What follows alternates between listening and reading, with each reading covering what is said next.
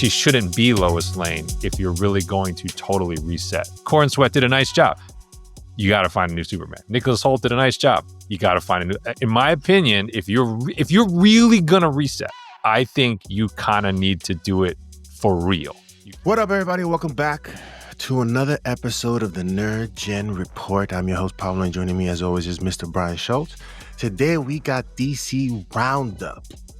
You know we like our DC Roundups. There's a lot of stuff to always talk about in that world. So we got the latest on the WB bidding war. There's a timeline. It's counting down. Let's see what people have to offer.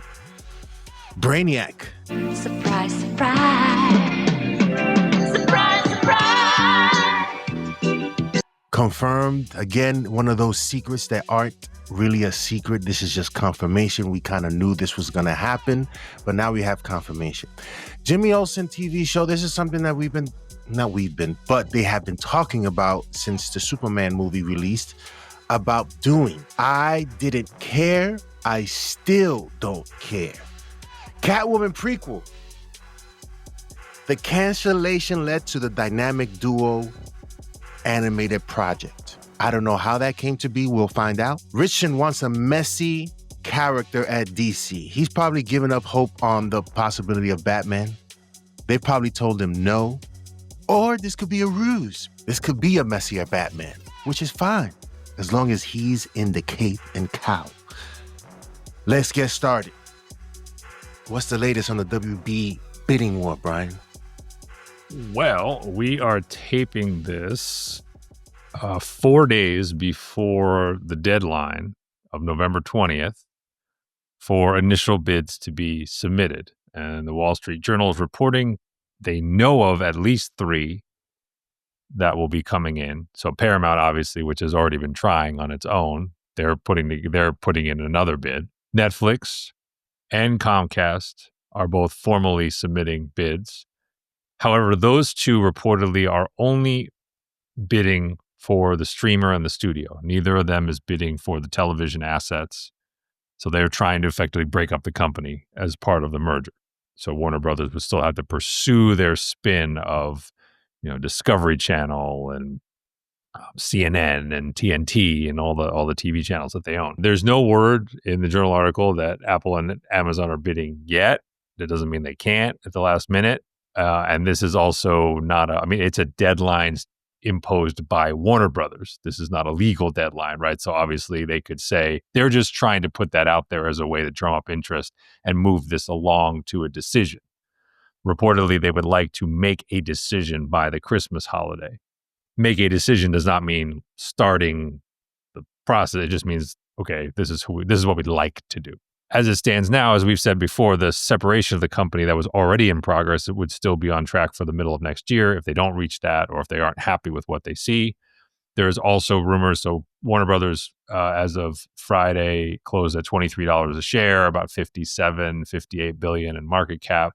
There is a rumor out there that David Zaslav is holding out for a bid north of $30 a share. That would be a $75 billion deal. Now, remember, we initially heard reports around 60, and that's kind of where Paramount's top bid was coming in.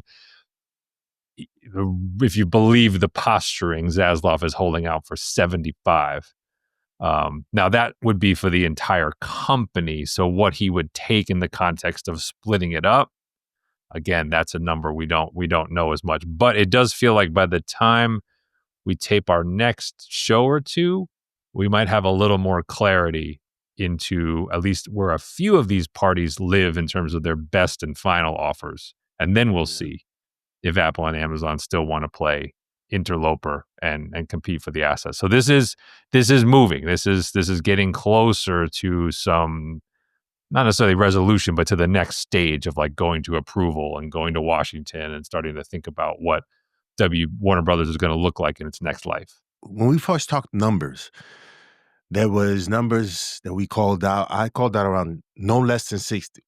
Obviously, 60 is not even a number, but we're getting closer to, the range that they're looking for, possibly. So we'll be interested in seeing where they end up. I'm surprised. I mean, there's no mention of Amazon, right? Or Apple. Neither. Interesting. You think they may come in late with a bid? Sure. See what everybody else has Again, to offer. And the November 20th is Warner Brothers saying, put your bids in by this date. There's no legal restriction on that.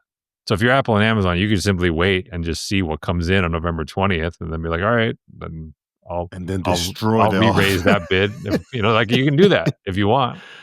You can do that. Yeah. I just find it hard to believe that that both of them will just pass entirely without taking a look at this. Yeah. Like Amazon in particular, like why do partnerships with DC? Why try to get in the Batman business the way they have and then kind of ignore the entire shop when it's available for auction? It'll be interesting, yeah, because we have Batman the Caped Crusader coming out again, season 2 next year around the same time frame of X-Men and Blue Eye Samurai, which we are very much looking forward to seeing. Yeah, man, if I'm over there at Amazon and I'm a dude in the mailroom, I'm like, yo, guys. Because these dudes usually have a little bit of 5-minute conversations or whatever the case may be. But hey, Batman is a business, man. And you can build around that. And not to say that Batman is the only character. It's not like Spider-Man where you have 900 characters. The only character that you really have is Spider-Man. Batman, you have quite a bit. You have his role gallery, obviously, and his connections to other superheroes and that dynamic. So if I'm Amazon, sure, you're waiting for what these guys have to offer, and then just I can't leave the table without taking it, Brian. Me personally, if I'm Amazon, I'm at least trying to get DC. At least I wouldn't understand the strategy of like, so you went all in to get MGM and get Bond, but you're just gonna twiddle your thumbs at DC and Ryan Coogler and Mattel and like, all the other things that Warner Brothers has. What was it? Like the cartoon stuff. I mean, that's the thing is like Amazon loves animated, like we know like Merry Little Batman. They're doing all the family friendly stuff too. Like we don't talk about it as much because it's not really for us, but like there aren't many true studios left. And Amazon's saying we want to go more into theatrical. It's like, I don't understand why you would spend all this money to acquire Lord of the Rings and all these other IPs and then be like, what Warner Brothers has in the stable, we're cool. If they wanted to make a big play, this is it right here. This is it right here. This is the beginning. If they decide to throw a number out there which far exceeds the possible current bids that they're probably going to submit, Amazon really, in my opinion, they have to get DC. In my opinion, they have to get DC. But we'll see in the next week or so what happens with that. By the way, Freddie's in the audience and he may ask a question or something like that. So shout outs to Freddie. By all accounts, to the extent you're caring about the Washington, D.C. angle, the reports are still that they want Paramount to win because of the Ellison family connection, that's the preferred destination for these assets. I know that the Comcast executives on their earnings call were suggesting that resistance to them in Washington is not nearly as bad as people want to believe because they're the owners of NBC. But that could also just be public posturing for, their own shareholders and being like, don't come at us too hard for trying to go get this. Yeah. And the thing is, like, Comcast was already doing its own spin, right? They're separating NBC, MSNBC, their networks. They're already putting into like a new co. That kind of was like sort of where Warner Brothers got that idea in some ways. So I think it's interesting that they are only bidding for the studio and streamer themselves, because there had also been one report that Comcast and Netflix might team up to try to take the whole company. Like they actually might put in a joint bid to try to compete more apples to apples with Paramount. But that apparently is not happening. Apparently they're actually just both going to go after the studio and the streamer, which again, if Apple, Amazon get involved, that's also where the bidding would be. So that is the one thing where like you could have 3, maybe even 4 bidders for one side of the company, but only one bidder that's willing to take the whole thing. And that's what Paramount's counting on, is that we're giving you value, like crystallized value for the entire company. We're the only ones doing that. Anything else, Brian, before we move on? the other thing that I did, remember I had talked about David Zaslav's contract and how some of that stuff was dropping and changing. But so they tweaked his contract to give him more value in the event of a sale. So as if he needed more, as if he needed more. This is what I mean by when people are like, don't these people have enough money? The answer is always no. Like, if you don't understand that, you don't understand how these people got to have money in the first place. Like, there is no such thing. So yes, apparently in a takeover scenario, he stands to pocket even more guaranteed money. So Because we talk about big numbers, Brian. I mean, hundreds of millions of dollars, literally. Billions of dollars. And to get his little piece of making all this happen, what's $1 billion or $2 billion? Brainiac. Finally, we get confirmation. We don't get no pictures with brains and stuff like that. We finally get what it is, and it just makes sense to just put it out there without having to have all these conversations that lead to the inevitable.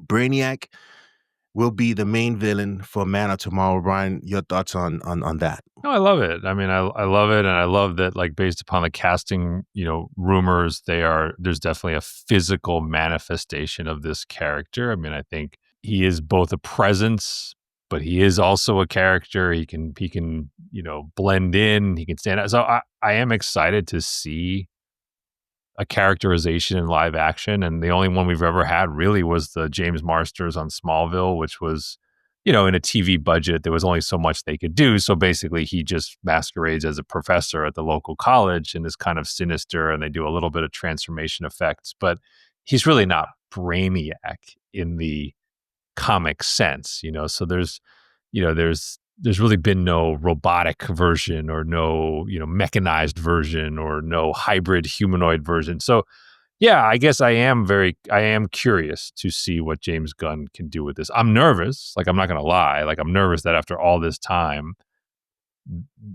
that this is arriving, and, it could be goofy. I mean, there's a world where we look at this and we're like, man, there's a reason no one that's what I'm saying. Like, there is a world where this comes out a little bit campy or over the top, and you're like, that I waited all this time for that. There's a world where that's possible, but I'm excited that it is finally happening, and hopefully we can get Superman, a villain other than Zod, on the big screen that is worth having as an adversary. You never got a chance to see Krypton? I saw very little of it. The TV show. Yeah. Very little Sci-fi, of it. I think. Yeah, like the prequel or whatever. Yeah, I guess so. Yes, I don't totally acknowledge that as sort of me neither. Yeah, but I saw yeah, I know he's in that. And I was like, what the hell? But whatever, right? But that's not. But again, that's Superman universe. That's not Superman. Got it. Yeah, right. There's no Kal-El character, like grown-up Kal-El character in that. So yeah. So here's a question for you, because we know this is happening now. We know they're casting for it. Big name actor, no name actor. What do you think is a better chance for us to get a great live action Brainiac? Because you can do anything with the prosthetics, right? So you can kind of, it doesn't matter, young, old, like everyone is in play to do this, but like, what would you want to see? This is simple to say, is that I just want to see Brainiac. I don't care about the actor chosen. Obviously, the actor chosen has to portray a character James Gunn's liking, right? I think you don't need a big name actor for this, but because Brainiac doesn't have too much of a personality, so to speak. I'm not looking for him to James Spader the whole joint. You know what I'm saying? In Ultron. Correct. I'm not looking for a robot to sound like us, you know what I'm saying? I want this to be an alien, super intelligent. So to me right now, honestly, the who plays it is obviously important, but a big name is not important. So that's my thinking in terms of how they approach this. Is all voice, is all mannerism, is all I don't know. We've seen an iteration, obviously, in cartoons, Superman, not Superman, Justice League Unlimited, and the Superman animated series. I don't know. There's so many. I would be I would be interested in hearing other people's thoughts on Brainiac. And Freddie, shout out to Freddie, says that the guy that played the High Evolution and wants to play Brainiac. Chukwudi Iwuji, I think his name. Yeah, that's been rumored. That's been rumored because of the Gunn connection. Yeah. I will say, like, there's something about Brainiac that screams British stage actor to me, as mechanized as it is. Like, as an example, I'll throw out because again, with the prosthetics, the physical appearance literally means nothing. You can manipulate anyone to look like. I think they're going to try to make this look. But like, what about like a Hugh Laurie, like who played House, like somebody like that?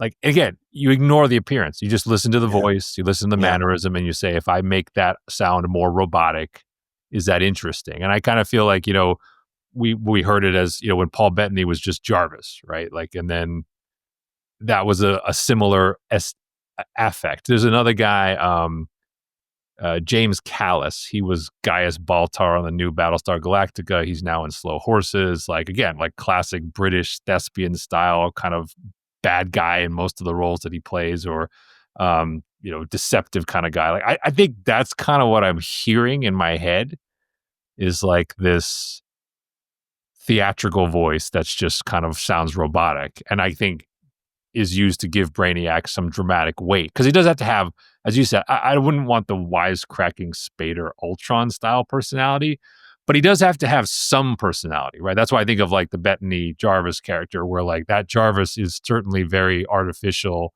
and very robotic, but in the conversations with Tony Stark, especially in the heads-up display, there is a little bit of banter. It isn't just like talking to a computer with no semblance of anything.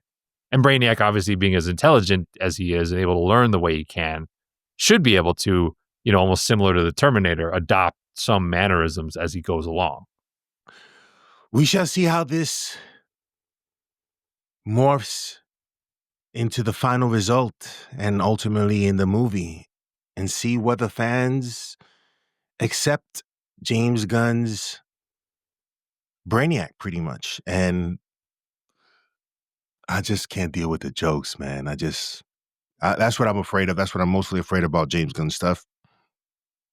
Obviously, he has worked in other things that he's done, but he tends to go a little bit overboard. I don't know what this Brainiac.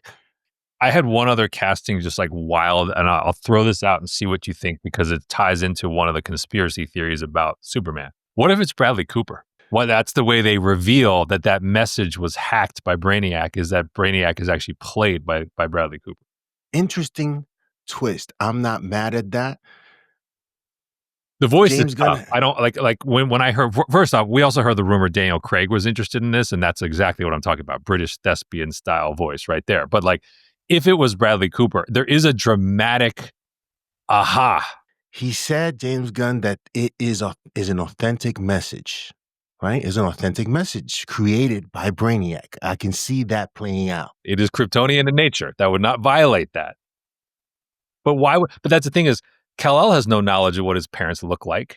Not for real, he doesn't. Not that he would remember. Those images are what he thinks they look like. But that could have been manufactured. It's just one of those things where if you wanted to try to hide something like that in plain sight, and then shock the audience in your sequel, that's not the worst way to do it. No, it isn't. And the engineer, while she was downloading this message, seemed to be not necessarily horrified, but she was very there was a lot of intensity in terms of the information that she was looking at after she realized there was more. What that more is, I don't think we necessarily found out, other than the words. Yeah, exactly. Yeah, exactly.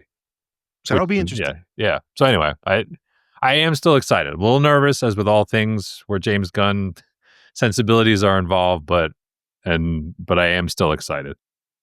Jimmy Olsen TV show, Brian, man. It's like, listen, we put out our thoughts on possible shows that sort of builds the world around the DCU. One of which was The Question, a series on The Question. That to me is interesting. I give two craps about Jimmy Olsen's life and his reporting. And the fact that we got Gorilla Grodd, who is a nemesis of The Flash and the Justice League. I don't know what this is other than him reporting on these things that are happening. What's going to be the action? Is Jimmy Olsen going to go on missions? What is he going to do? I don't care if he's trapped. Zack Snyder obviously didn't care. He had him shot in the first scene in Dawn of Justice. And we didn't know till the credits that it was Jimmy Olsen. So he didn't even care. I don't care. And not to say that Jimmy Olsen is not an important character. He's an important character to the Superman world, and that he does things or whatever the case may be. But he's not that important, Brian. He's not that important. So this announcement, which I hoped it was just a rumor and something that they were perhaps thinking about, they've greenlit it. And now we get something that, like, I don't know. I don't know if people are going to care about this. This falls in the same bucket as Pennyworth. What are some of these other shows that highlight a specific character? This is almost doing like the Aunt May joint that they wanted to do. They wanted to do an Aunt May movie. Stop it. Your thoughts on this? Yeah, I'm out. They hired Dan Perot and Tony Yacenda, who created American Vandal, a mockumentary series that won a couple awards. So they're going to be the showrunners for this. It's interesting. They're apparently going to shoot this at the same time and alongside Man of Tomorrow being shot, which to me is code for James Gunn can supervise the TV show, right? Does anyone else read that differently, right? That we're having the TV show on the same lots in the same place as the movie that James Gunn is overseeing. So that feels like he's actually the showrunner. But this again falls in that category of what is your upside here?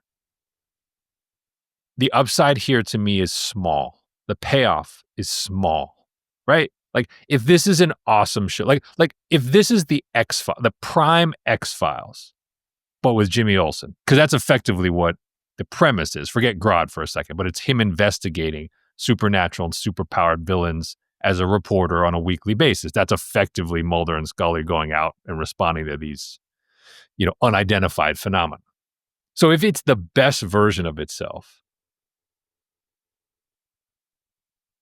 that's not an Emmy award-winning show.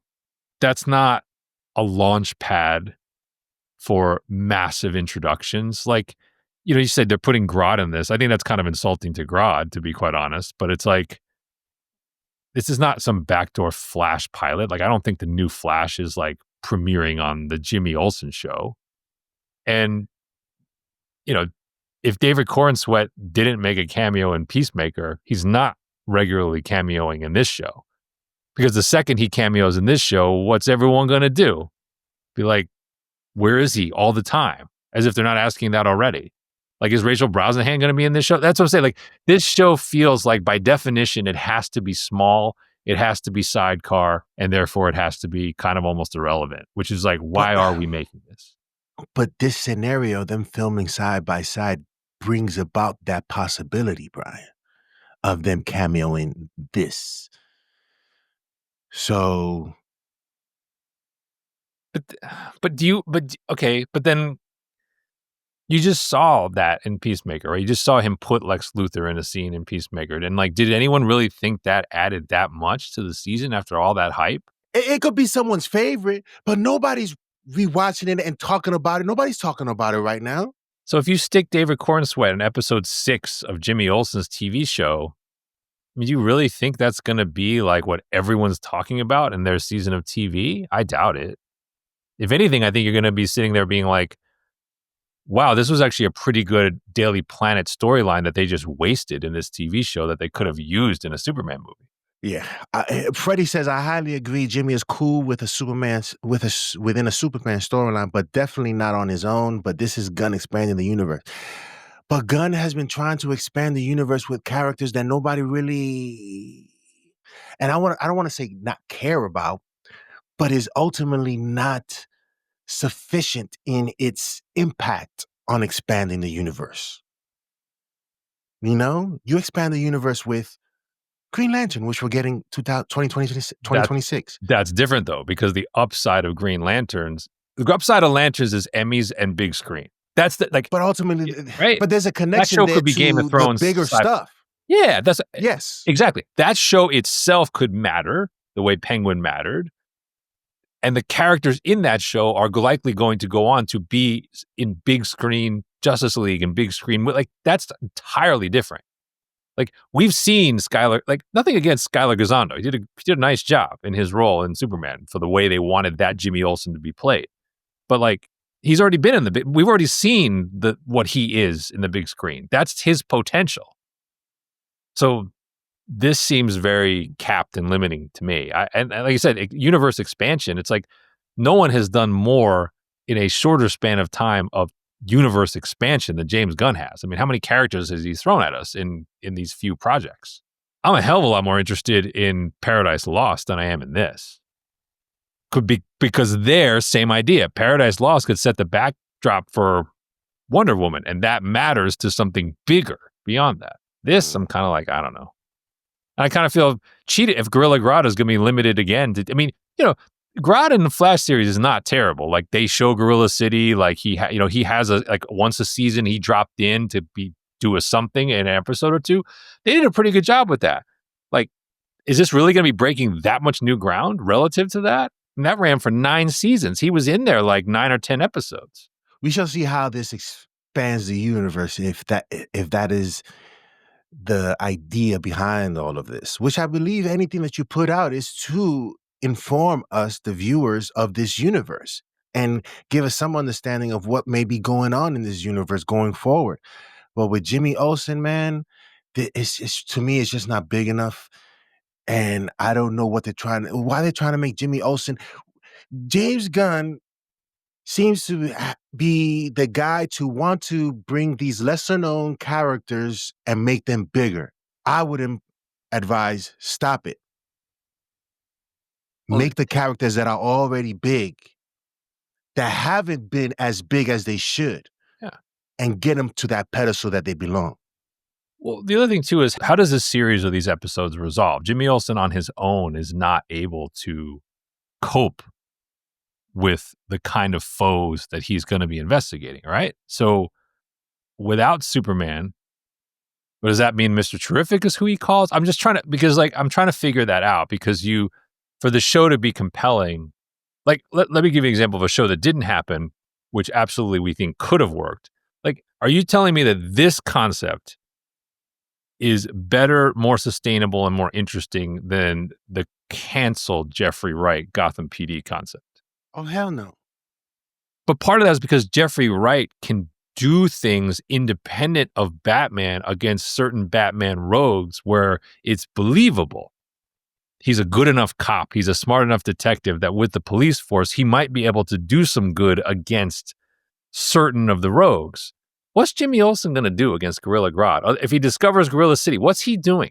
He needs Superman. Telling somebody. He's going to call Superman. That's what he's going to do. Yeah. Or Mr. Terrific. Yeah. Or perhaps do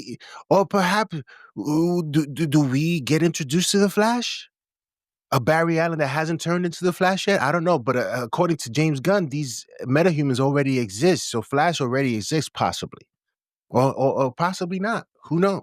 Well, how many of the core Justice League are you going to put on small? I mean, I've maintained that they would introduce Diana in Paradise Lost because they would need it for the show. So if you're going to do that, are you going to and you've got Green Lantern being introduced on small screen? Like, how many of these are you going to put on small screen? I mean, it's kind of a balance, right? I don't think you can do like 4 or 5 of the core Justice League members and bring them in via TV and have them live more on TV. I mean, some of these have to come in on, like Batman obviously is coming in on big screen, right? He's not going to show up in a TV, like he's not going to show up in a TV show. You know what's interesting about that Gotham show with Jeffrey Wright, and we'll move on after this, is that with Jeffrey Wright's Commissioner Gordon, they can hint at, or he can hint at where he's getting his information from. Who's he talking to? And we know it's Batman. That's what makes it exciting. For Jimmy Olsen, I mean, we've already seen Superman. We're not going to see... Jimmy Olsen is not... Cool. He is cool with Superman, but he's not having daily conversations with Superman. He's not... it just doesn't make sense for why Jimmy Olsen TV show is a thing right now. There's also a human limitation to Batman that makes Gordon's job more believable, right? The idea that Batman can't be everywhere. He's just a man. And so there are going to be things that he can't deal with. Whereas like there is that aspect of like, if this show in Jimmy Olsen's side becomes that big of a deal, well, if it's that big of a deal, then Superman would be in and out in a split second if he had to be there, right? And he could be. So there is that too, where it's like you need to be careful, which again leads me to these need to be smaller stakes investigations, smaller stakes rogues, and other than Grodd. And I'm kind of just like, I don't know. I'm not optimistic. This feels like a one season and done. And this definitely feels like something that in the new, as WB changes hands, this thing is going away quickly. Catwoman prequel, movie cancellation. First of all, I don't know why we're having this Catwoman prequel. I don't even know why we're having this discussion. You're correct. That's the correct first question. Yes. Who asked for that? What? Yo, are you guys in the room just throwing names out there and just picking out of a hat? But they and did saying, that. Let's go with that? Didn't they do that in the Gotham TV show? She's a kid. Selena Kyle's like 10 years older at the start of that series. They already did it, and she was pretty good at that. Yeah, why are we doing this again? Why? But thankfully, the cancellation happened. And that led to dynamic duos. I would assume that the Catwoman prequel movie was possibly an animation movie. I don't know, Brian. Because how does this lead to a dynamic duo animated project? What have you heard? The story of how this goes from one thing to the other is kind of interesting. So HBO Max, so this comes from the person behind the project, Swaybox, which I believe is might be the animated company. Arthur Mintz of Swaybox said, we were greenlit to make a project for HBO Max, a feature film based on Catwoman as a kid. But 3 months into development, Warner Brothers Discovery CEO David Zaslav canceled a swath of streaming projects. He canceled 42 projects, including ours. This didn't get very far. 3 months is not very long. And Swaybox is not just animation, but it's puppet work. So you can go to their website and you can look at the style of this, which kind of, I think, it's like, I don't know how to describe it. It's like part CG, part Wallace and Gromit. Like, it's just kind of, right? It has a look to it.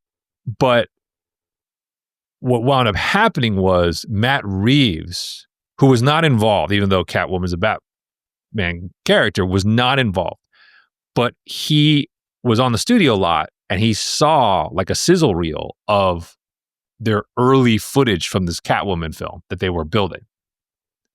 And he thought it was so good that he like recut it and took it to Zaslav to basically show him like, look what you canceled.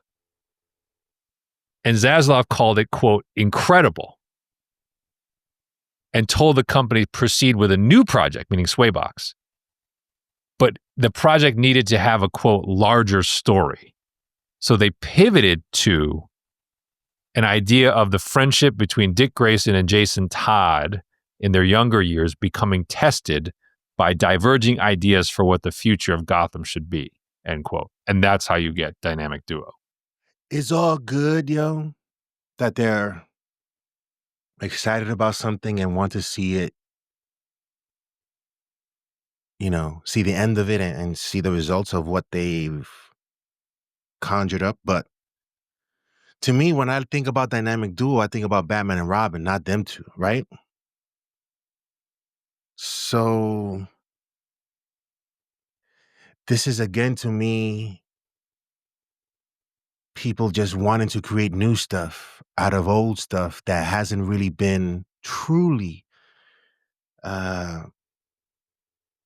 created that in a way that gives us excitement for that title, for what we expect to see.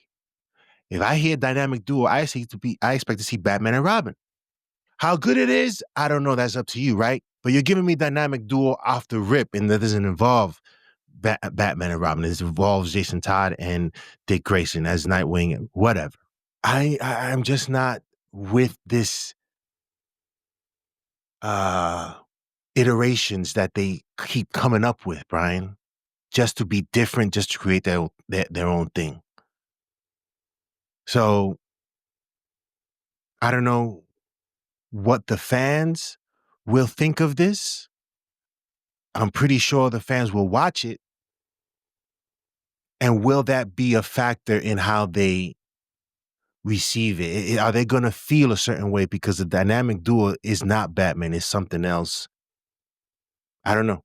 It begs some interesting questions. So there's an implication here that an origin story of two Robins is larger scale than an origin story of Catwoman. I think that's a somewhat debatable point, right? Because both of them lead to Batman, which is when we're talking about larger universe, ultimately Batman's the reason why. I guess in the case of Jason Todd, you're also bringing in Red Hood, right? You're bringing in that angle. And I'm sure in this write-up where they're talking about diverging ideas, you're going to be seeing that side of Jason, the more sadistic side, versus, Dick Grayson's side is probably more akin to Bruce Wayne. But then there's as I said, if you look at how their work looks, on the one hand, I applaud the open-mindedness to allow something like this to exist somewhere in the DCU. I just don't know what the long term of it is. Like, I'm having a tough time imagining, like, if this is good, like, let's say this is good, let's say this is nominated for an Oscar in sort of the animated category. I'm still having a tough time imagining, like, a fleet of these coming, if that makes sense. Like, this feels very specialized. So for Zaslav to be like, it has to be part of this larger thing, like, it has to be a larger like, it almost weirdly feels like a half measure. Like, because the style of animation is so specific, it almost would feel to me like, why don't they just make a Justice League movie of this? I'm serious, because no one would confuse this with the live action version. It would look so distinct. Me, Brian, personally, I would have been like, you want separation and you want this world to be what we're trying to create here? We do Batman Beyond. Let's finally get a Batman Beyond movie. Same idea. Yeah, just play one of the aces. But I'm telling you, this looks so different. Nobody would be sitting here being like, oh, I can't tell Robert Pattinson from this. Like, this would be like, this is actually the closest thing I think of. This would be like the Dark Crystal of the DC universe. Remember that movie, The Dark Crystal? Jim Henson. Oh, you should. That's like a fantasy puppetry classic, done by the guy who did the Muppets. It's actually a pretty good movie. Okay. But like the Dark Crystal is like a very distinctive style, and it looks different, and like you just have to suspend your disbelief, but that's what this feels like to me. And so I'm kind of like, yeah, if you want it to be larger, then really give them the real characters and let them build this like totally cool one-off thing, as you say, with the Batman, with the Justice League, where no one's going to worry about it like taking away from David Cornsweat's shine. It just wouldn't. It's not competitive at all. So this is still an odd outcome for this that I'm skeptical of. But James Gunn obviously greenlit this one. And so this still feels like it also falls into the category of like, Zaslav wanted something bigger, and then Gunn was like, I love this, because you can sort of see where Gunn would gravitate toward it. It's like two side characters, right, getting their shine. But we'll see. I mean, I think this could look, on the one hand, cool. It could also look very jarring. Like I said, I don't know how Robin's going to look and Nightwing's going to look, or whatever they're going to do in this style. So we'll see. But strange series of events from this thing we never really knew about, which was a kind of claymation CG hybrid Catwoman prequel film that someone wanted them to make in the first place. And finally, Ritchson. whom we spoke of quite a bit in his prospects of becoming the Batman that we've always wanted to see on screen. Perhaps the hopes of that happening are slim. Hence, I mean, James Gunn has seemed to perhaps spoken to him and said, I have something else for you. What that is, and I'm pretty sure Alan Ritchson is like, oh, whatever, you know what I'm saying? I would have liked to have Batman because I think I think the age stuff is perhaps a problem for James and for whoever else is in charge of this. So he's looking for a messier, quote unquote, messy character at DC. Brian, what's been said? Well, let's give you his quote. Well, he's also said publicly he would and would want to play Batman if given the opportunity. So let's leave that to the side. Pay for it. Right. So he then kind of later said he's had conversations with DC. It seems like their conversations are leading in a different direction. So he said, we was asked, what are the chances of playing a villain as opposed to just a hero? So then he said, yes, he doesn't say villain specifically, but he said, that's the conversation that I've been having with them is like, I want to play somebody a little messier. And I told them, if I'm going to do this, I described to them the kind of personality that I want to play and what that would mean to their world. And I think it's something everybody wants to see right now over there. So yes, I want to play somebody a little dirtier than your typical clean-cut protagonist. To me, Batman is not a clean-cut protagonist. No, he's not. I don't think he's ruling out Batman in that comment. That Batman would certainly qualify for this, especially depending on how you wrote him. And I think he's kind of saying when he says protagonist, that doesn't mean villain. Obviously, that means, exactly what it says. So, he also has his own personal history with DC, right? Because he played young Arthur Curry in Smallville. He played Hank Hall in the TV show Titan. So he does also have this like little bit of things I don't want to revisit. Because someone actually asked him about playing Aquaman again, like because he had done it way back when. And he kind of was very dismissive of that. I shout out to Brian the possibility of him being Orion, Darkseid's son. Again, he has the physical attributes to pull that off. And it would be something totally and completely different than what he's played before. And it's a new character that we haven't seen, who is an interesting character, whose father is Darkseid, for God's sake. Yeah. So having that is messy, but it has the potential of telling a really interesting story if and when they ever get to Darkseid. Obviously, James Gunn has already stated, Zack Snyder already did it, so I can't do it. But we'll see where they go with this. I'll be curious too. Ritchson's got a new animated sort of action comedy that just went off on Prime with Kevin James, I think. And then he's also got this hardcore action movie we keep waiting for, this Motor City, that hasn't gotten a release date, but apparently was all the buzz around the film festival circuit. So he's got a couple projects coming out that could, continue to add to the profile. Then obviously we're getting Reacher season 4, and Reacher season 3 numbers were the biggest of any season they've had. So we'll see what season 4 brings, but he's busy right now for sure. So yeah, let us know in the comment section below, what character would you like to see him play in the DC universe? Because Batman is still my number one, but I understand the reasoning for not doing or having him play Batman, perhaps because of the age thing again. And I also mentioned to Brian, if you can't get him into this universe as Batman, get him into the Dark Knight Returns. Just age him up. He's still a big guy. Make him look a little bit older. I remember there's one scene where I think Bruce Wayne, before he becomes a Dark Knight again, he's in an alley. I think he just finished talking to Jim Gordon. And he's in an alley and he decides to test his skills. I don't know. But some dudes tried to mug him. And what they say, this dude is big. I don't know, Brian. And granted, the guy that he faces towards the end of that story is a big dude. So they have a lot of things there that I think works for this to possibly happen. But yeah, let us know in the comment section below, Brian. Anything else? Well, I was just going to say one of the other roles that at least was rumored for Alan Ritchson was the Shazam role, and I thought it was funny that Zachary Levi popped up to say like, "Oh, I'd be happy to go back and play Shazam for James Gunn." Those days are over, my friend.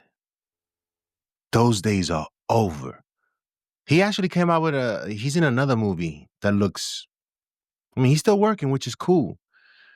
But some of the stuff that you've pulled off, man, or have said, it's a wrap for you. It's a wrap for you. You're not coming back. At least I don't think. But even from Henry Cavill on down, a lot of these actors were in the wrong. With these situations, you're in the wrong place at the wrong time. It's not to say like Zachary Levi was bad as Shazam. He wasn't. With the wrong people in charge, yeah. And like I know what he's hinting at is like Peter Safran was my producer on Shazam, and he's now co-running DCU. But it's like it's sort of how I feel about like Viola Davis coming back as Amanda Waller. It's like Viola Davis is awesome as Amanda Waller, but she joined the DCEU at a time when that was in turmoil and it didn't make it. And I just feel like a lot of those castings kind of just have to go by the wayside for audiences. That's just how it goes. That's what I mean. Yeah. It just kind of has to be that way. And similarly, like I know we've talked a little bit about it with WB Takeover and what's going to happen to James Gunn and what's going to happen to DC. And I will say, if new ownership was to pursue another full reset, then it has to be a full reset.